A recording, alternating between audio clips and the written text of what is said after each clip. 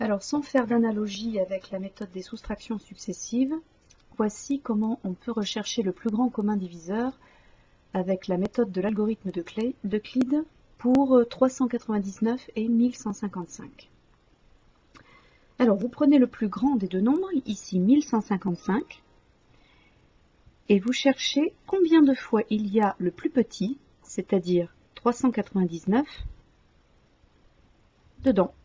Combien de fois 399 il y a-t-il dans 1155? On prend la calculatrice et on fait la division euclidienne. Euclidienne avec la calculatrice Casio, vous appuyez sur cette touche-là, diviser R, ça donne le reste de la division euclidienne. Vous appuyez sur cette touche, donc divisé par 399. Vous avez le quotient qui s'affiche ici. Il y a 2 fois 399 dans 1155 et le reste, R égale 357.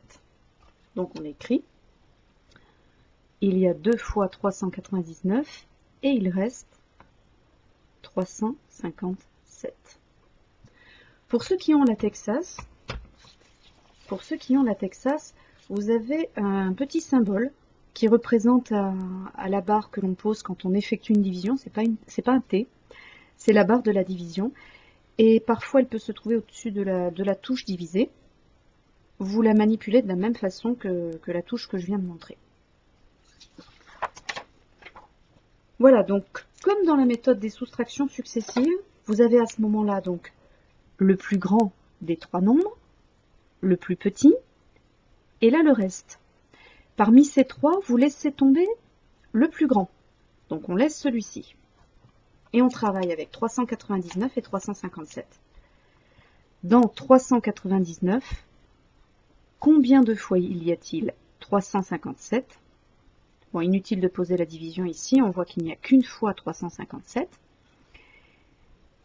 Et il reste 42.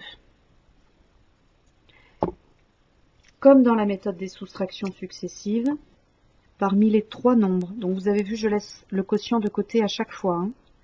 Je prends les trois nombres 399, 357 et 42. Parmi les trois nombres, je laisse tomber le plus grand. Je travaille avec les deux plus petits, à savoir 357, en mettant toujours le plus grand 357 à gauche. Combien de fois 42 y a-t-il dans 357? Calculatrice, nous posons la division. 357 divisé, donc la touche spéciale, divisé par 42. Quotient 8. Il y a 8 fois 357 et 42, pardon, et il reste 21. 8 fois 42 et un reste de 21.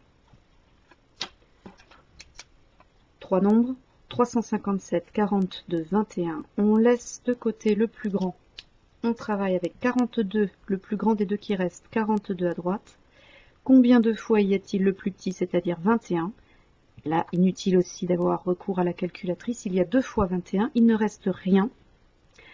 Le plus grand commun diviseur est ici, c'est le dernier reste non nul. Voici donc la conclusion. Plus grand commun diviseur à 1155 et 399, eh bien c'est 21.